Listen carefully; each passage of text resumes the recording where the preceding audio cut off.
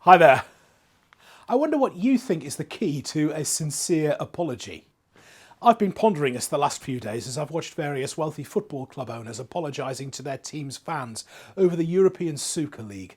If you've missed the news, 12 of Europe's wealthiest football clubs decided to band together and form what is basically a members-only league, which would divert huge amounts of sponsorship money from other clubs to themselves.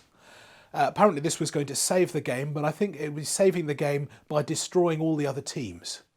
And not surprisingly, the response from fans and politicians and players and everybody from the Archbishop of Canterbury to Prince William was uniformly angry. They accused the clubs of the very worst form of greed, and within 3 days the whole European Super League project had been suspended and club owners began apologising. A Chelsea statement said, "Our continued participation in these plans would not have been in the best interests of the club, our supporters or the wider football community."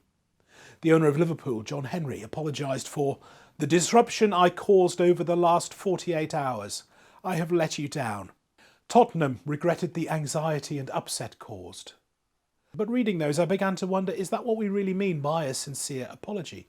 You see, it seems to me that there's a world of difference between admitting that my actions were wrong and simply admitting that my actions caused you anxiety, upset and disruption. The former says my action is the problem. The latter says your reaction to my action is the problem. Only Arsenal went as far as to say we made a mistake and we apologise for it.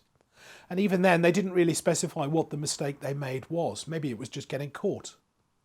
For the Christian, the key to a sincere apology is a word Jesus used a lot, repentance, which means not only to say sorry, but also to change direction in life, to do a U-turn. A repentant adulterer stops committing adultery. A repentant liar starts telling the truth.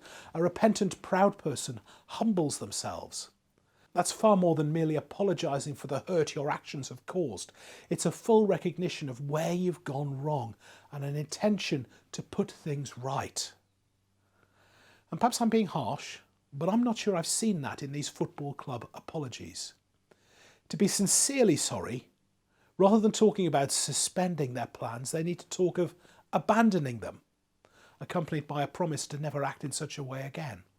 And rather than speaking of the hurt caused, how about admitting that in seeking to grab all of the money for themselves, they've acted greedily and risked putting hundreds of clubs out of business and players out of work, and then perhaps work to make amends and to make sure that never happens again.